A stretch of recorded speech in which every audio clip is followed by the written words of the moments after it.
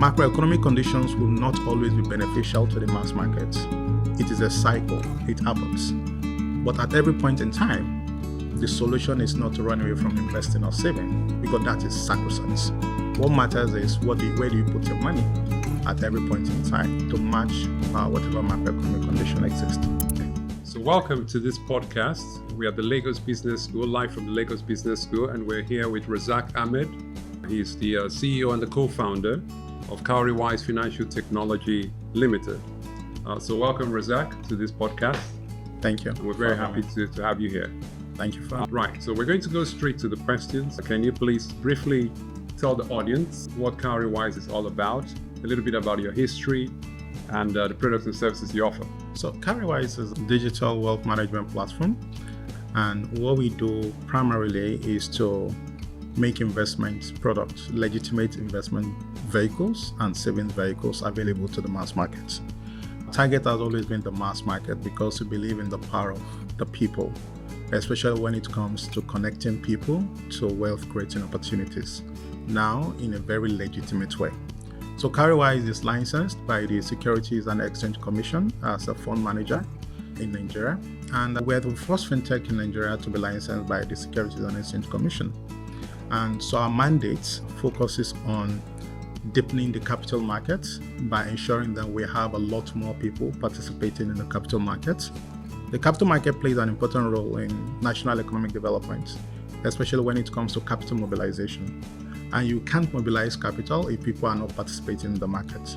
So we're leveraging technology to make access to investments easier, so we can get a lot more people into the formal capital market and prevent the possibility of them losing their money to illegitimate investment vehicles that we have around us. In short, that's primarily the objective of Cowrywise and why we exist as a company. Fantastic. Thank you for that. It's interesting you talk about how to facilitate growth in the capital market, giving people more access to it.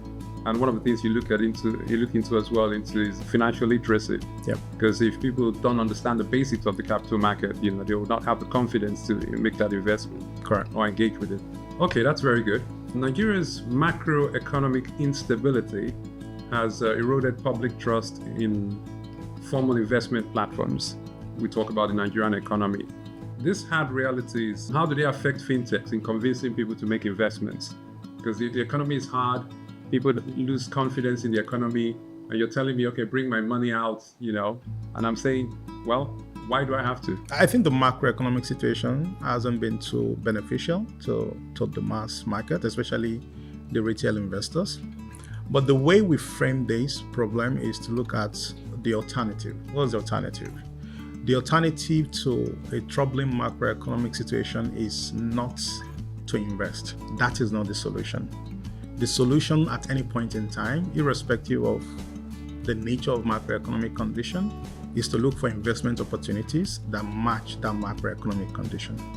In the Nigerian macro, for example, today we talk about very high interest rate environments because the Central Bank of Nigeria, through its monetary policy, is trying to rein in on inflation.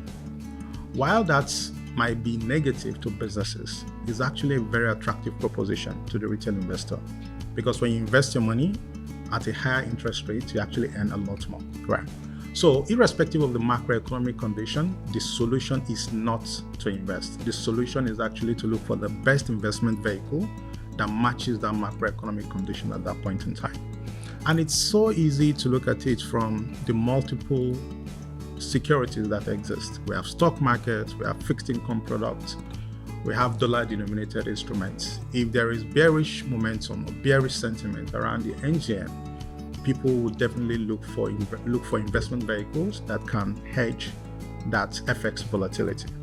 If there is inflation sentiment, high inflation sentiment or expectation, people look for investment securities that can generate returns that match that. If interest rate is extremely high, like we currently have in Nigeria, in order to attract foreign investors, then it's an opportunity for local investors to also benefit from that.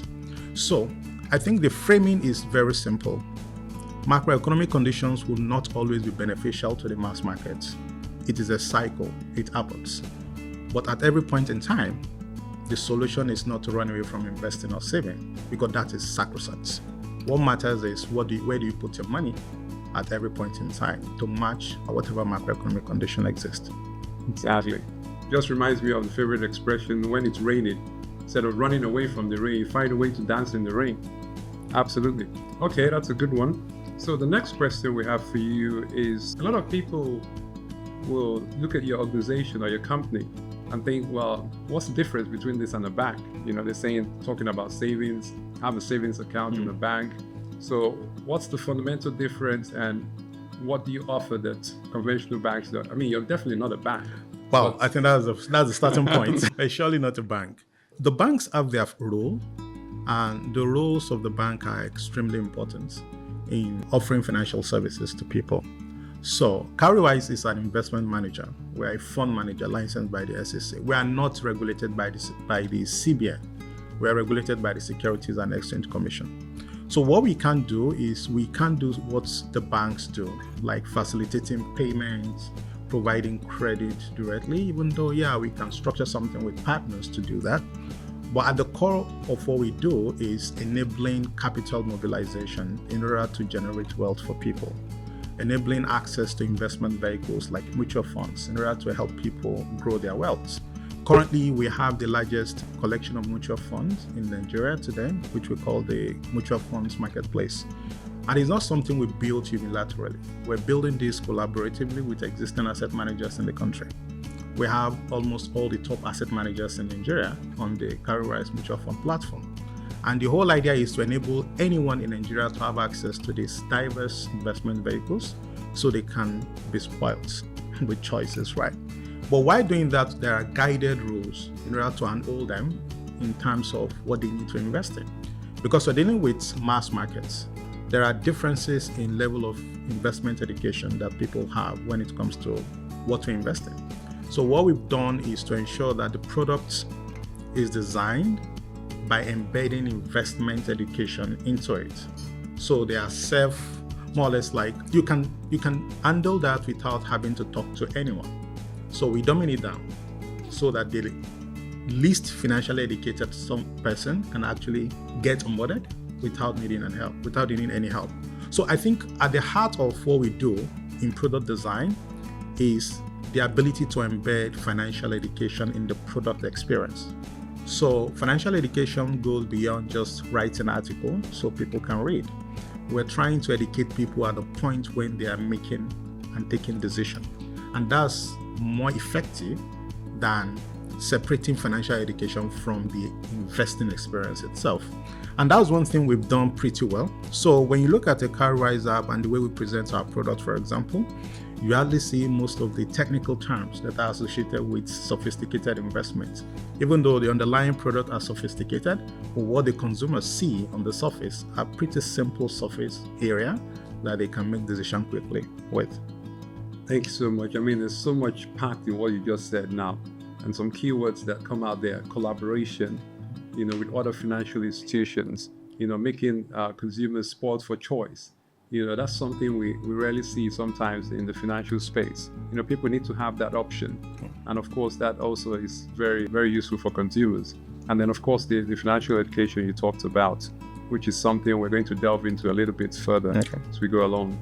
Okay, so the other question I wanted to ask you is, this whole market space, do you think at some point it could get saturated with so many fintechs coming up every now and then? How do you see it going up? How do you see the space expanding or shrinking in the future?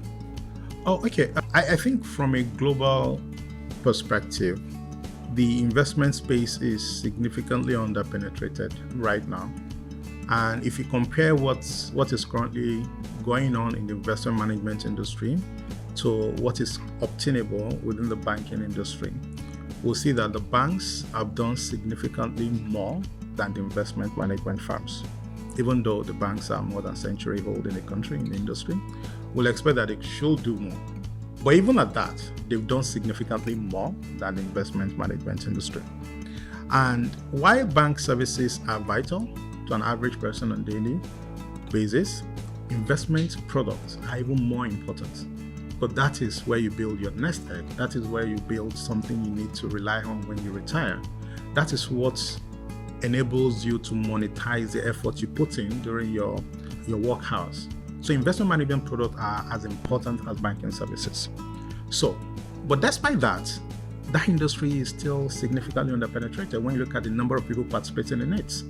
On the Nigerian exchange, for example, we have less than 500,000 Nigerians, 500,000 retail investors investing there.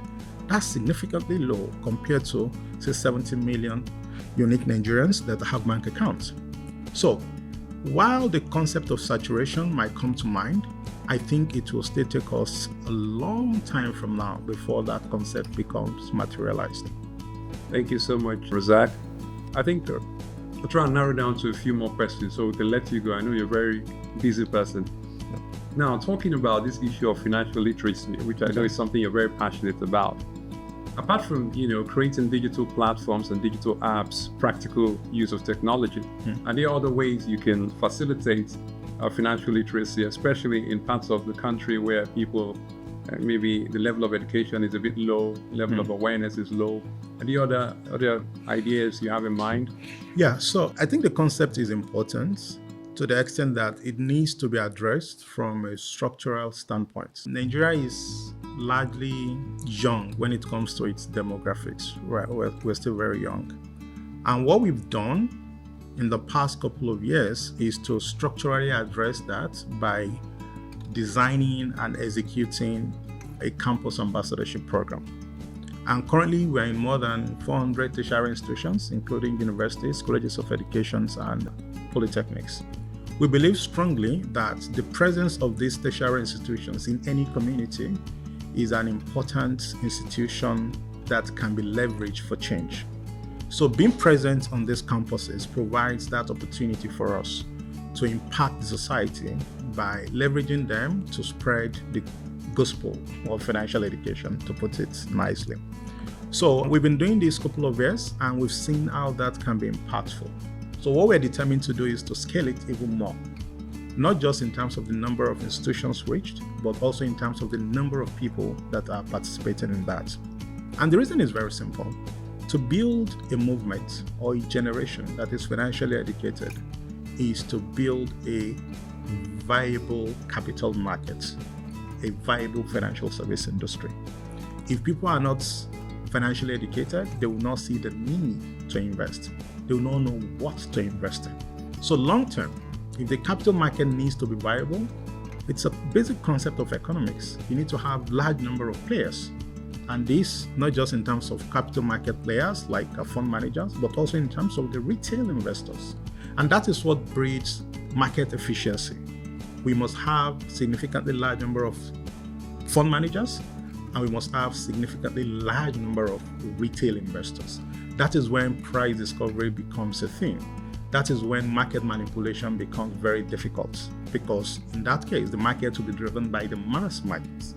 So, by educating the young people, we believe we're building an army that will change capital market participation in the coming years. That is the way we are approaching financial education from a structural angle. Thank you so much. That's a very interesting response.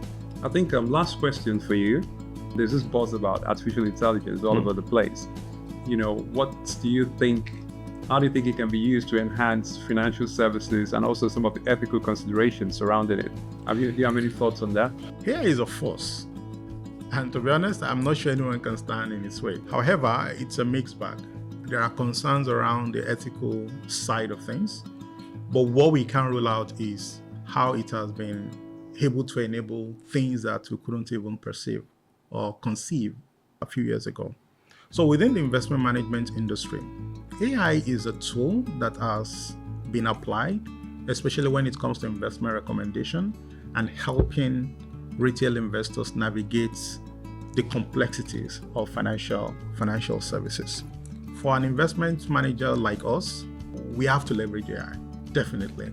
There has to be clear policy around AI strategy for us in order to ultimately help us scale the product to a lot more people. The key thing is we need to reach out to millions.